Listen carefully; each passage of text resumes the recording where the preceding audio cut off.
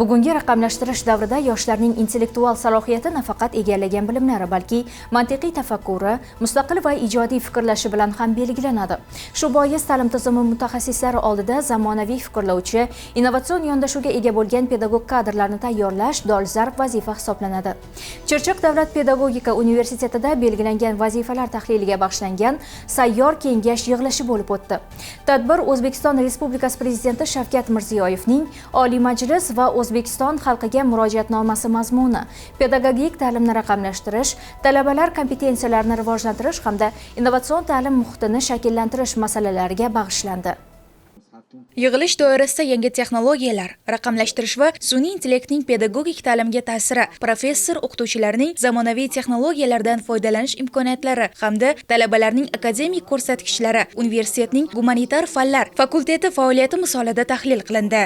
Asosan bugungi zamonaviy davrda ta'lim muhitini yangilash va mamlakatimizda amalga oshirilayotgan ta'lim sohasidagi islohotlarni yanada rivojlantirish va uni ijrosini ta'minlashga qaratilgan asosiy tadbir hisoblanadi va bugungi ko'rsatilayotgan ko'rgazmalardan asosiy maqsad bugungi o'qib kelayotgan talabalarni zamonga va bugungi yangi texnologiyalarga rivojlanishga mos darajada kelajak o'qituvchisini barpo etishga qaratilgan ko'rgazmalar hisoblanadi. Bu stendlarimizdan, ko'rgazmalarimizdan talabalar nafaqat o'quv dasturlari bilan tanishadi, balki ularni ijodiy fikrlashlari uchun, kelajakda xalqaro o'qituvchi darajasiga chiqishligi uchun bu ko'rsatma sifatida xizmat qiladi. Kafedralarda tashkil etilgan ko'rgazmalarda talabalar ijodiy fikrlash, strategiyalarni amaliyotda qo'llash, IT va texnologik vositalar yordamida darslik materiallarini yaratish, ta'limda sun'iy intellektdan foydalanishning etik jihatlarini tahlil qilish bo'yicha o'z ishlanmalarini namoyish etdilar.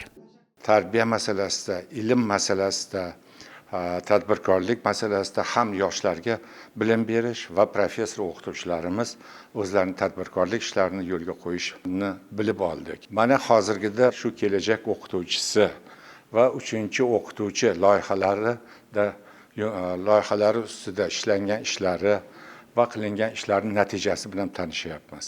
Mana bu yerda kelajak o'qituvchisi bu hali yuqorida aytgan xislatlarga ega va shu bilan birga eng asosiysi talabani ham tadbirkorlik mutaxassisga aylantirishdir.